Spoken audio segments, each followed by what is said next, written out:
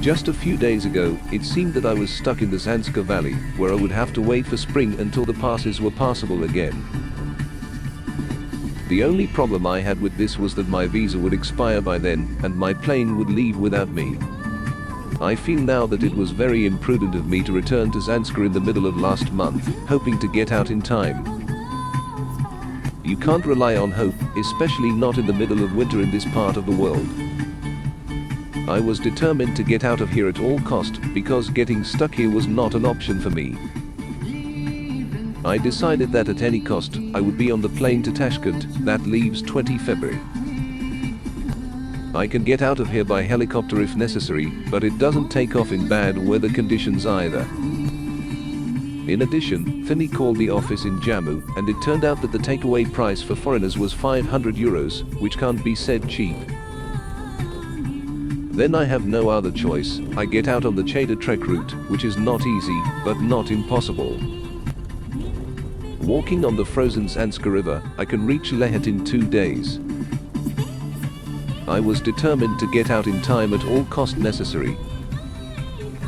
My original plan was to wait for the February festival, but it won't be held if the roads are impassable. During the winter, it is not even possible to get from one village to another, let alone leave the region. At this time, the whole of Ladakh sleeps in winter sleep.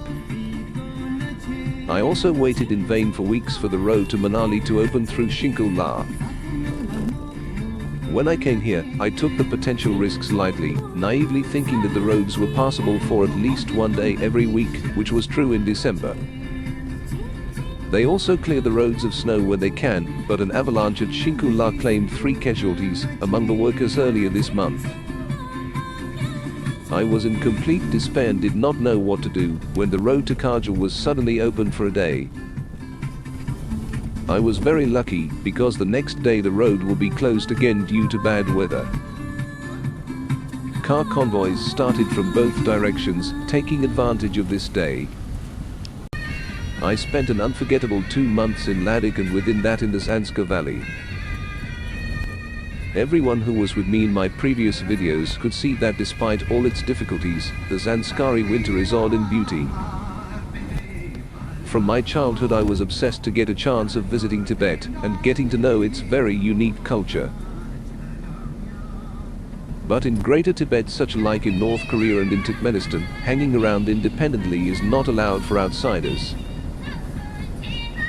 Fortunately, Ladakh has been open to foreigners since the mid-70s, and you can get an even better insight into Tibetan culture here than anywhere else in Greater Tibet. But now it's time for me to leave. I will come back, but in the summer, because right now I can't even imagine what this place can be like in the summer. So far I have seen Ladakh only in winter. I feel very lucky to have been here, and now, paradoxically, I feel just as lucky to get out. Blind luck or divine providence got me out of here in time. But I vowed never to put myself in that situation again.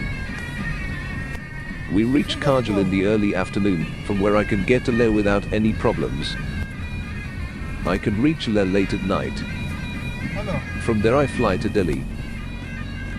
And from then on, I have almost 2 weeks for India. The lesson for me is that next time I want to spend the winter in Zanskar, I will allow myself enough time. I was lucky this time, but I can't afford to take such a risk again. Anyways, if you plan to visit Zanskar, you will have an unforgettable experience, but this is definitely not the period of year that can be taken lightly. It is essential to get prepared for the worst and make decisions accordingly. And it's not just about weather conditions here. Outside of Leh and Kargil, there are no ATMs, except in Padam, but you cannot rely on only one ATM in India.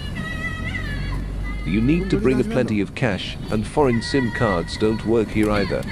Luckily I arrived in Leh, but it turned out that my flight was cancelled due to bad weather. I was informed that must wait until tomorrow. It's okay, I left the hard part behind. Now I have nothing to do, only relax. And seeing the Himalayas from up high is second to none. The gods may see it like this.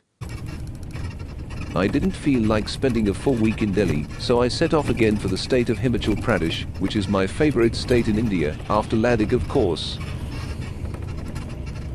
It was a completely surreal feeling to land from the harsh winter to a climate that reminds us of late spring back home in Europe.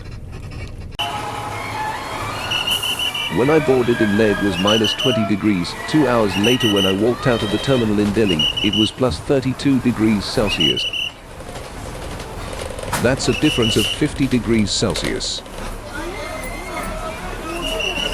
Here at the foot of the Himalayas, there is a pleasant climate of 23-25 degrees.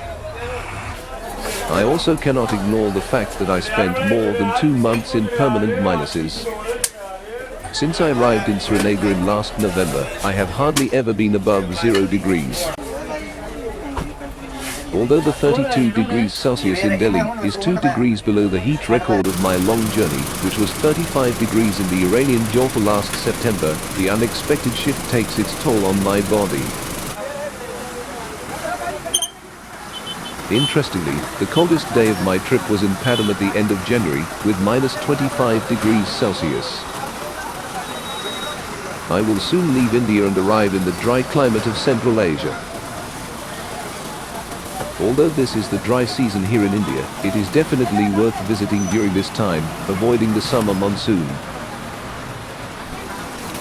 The climate is warm, but not yet oppressing. This part of the state has a subtropical climate, and the vegetation is subtropical either, but higher up around Manali, there are seasonal and evergreen forests.